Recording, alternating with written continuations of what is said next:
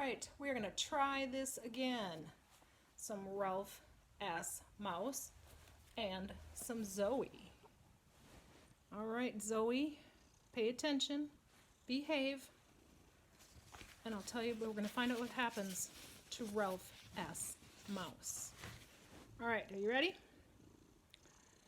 All of Ralph's little brothers and sisters and cousins, hoping Matt would not notice them in the dim light, popped out from their hiding places to watch. Of course, Ralph had to show off. He took deeper breaths and rode faster, making puddles, splashing higher, and leaving tiny tire tracks on the dry linoleum. Matt, who was banking the fire for the night, lay down the poker to enjoy the sight.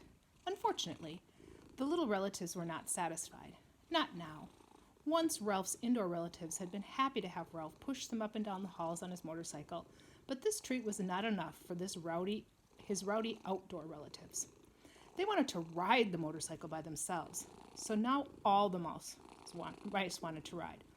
They came running and jumping across the threadbare carpet to the linoleum, squealing, "I want to ride! Give me a turn! Come on, Ralph! Get off and let us use it!"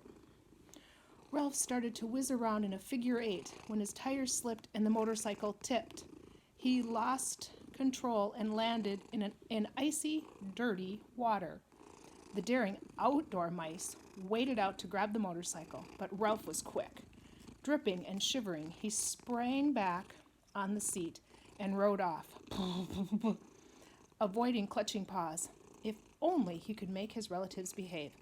"Go away, you're too little," said Ralph through chattering teeth as he swerved to miss tiny toes. "You would forget to hang onto your tails and you'd get them tangled in my spokes." He tried to wipe his nose with his wet paw and wished some mouse children had to go to bed at night like human children. "We would not." The rougher mice grabbed the motorcycle and brought Ralph to a halt. "And you're not so big yourself. You fell down." All the mice began to complain. "You let us..." Oh, my pages are sticky. "You let us ride, or we'll tell your mother on you. She said you were supposed to give us a turn." Cousin closest to Ralph in age said it wasn't fair for Ralph to have a motorcycle. Nobody had ever given them motorcycles, and they were just as good as Ralph. Some of the meaner mice told him their mother said Ralph was spoiled and selfish and would probably turn out to be no good when he grew up. Ralph was hurt.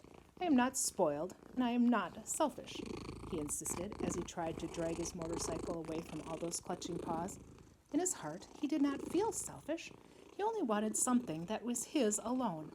A mouse rarely had something he could call all his own. "You're greedy," said a cheeky outdoor mouse. Then all the mice, down to the littlest one, who was tangled in the fringe of the carpet, began to chant, "Ralph is greedy! Ralph is greedy!" Ralph finally lost his temper and squeaked at the top of his voice, "Beat it, you rotten little rodents!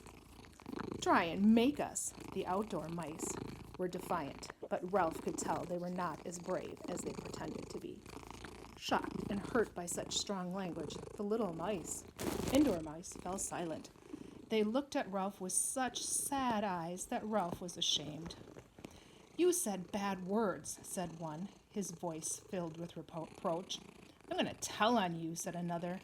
"My mother wouldn't like you to call me those words."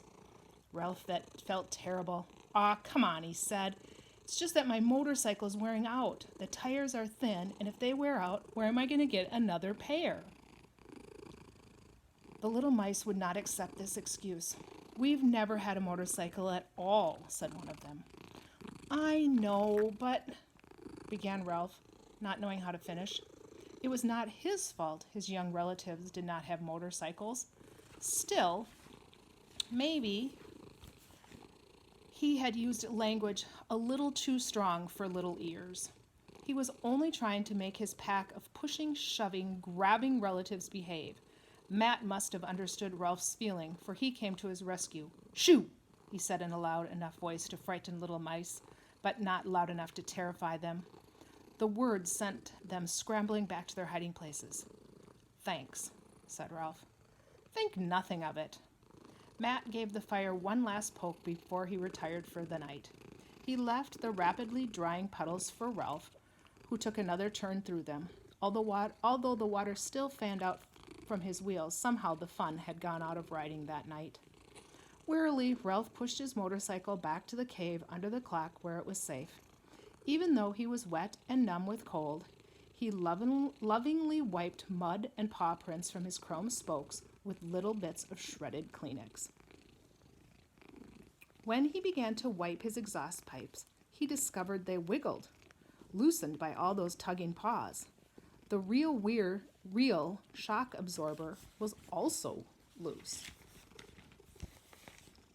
When Ralph had wiped off all the mud and had polished his chrome, he rummaged through the remains of his nest for a bit of carpet fringe. Unfortunately, it turned out to be too thick for tying his exhaust pipes in place. He felt worse and worse as he began to groom his damp fur. His tires were so thin, he no longer wanted to risk the wear of riding them on the rough surface of the carpet. His motorcycle was wearing out. None of his relatives liked him. They were going to tattle on him. In the morning, his mother would venture downstairs to lecture him on the evils of selfishness and bad language. She would also lecture him on his duty to set a good example for little mice. Where are you going, Zoe? Ralph pushed his nest together again. I'm a bad mouse, he thought, filled with gloom and guilt. I'm a rotten rodent, not my relatives. As he climbed into his nest and curled up with his tail tight around his body, he wished he could leave the Mountain View Inn so he would never have to face them again. But how could a mouse leave in the winter when there was snow on the ground and the wind howled? He would freeze, starve, or be blown away, or all three. Ralph shivered and pulled his tail more tightly around his body.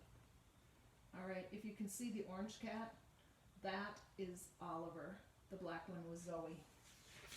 All right, next chapter is called Ralph's Decision. Have a great day.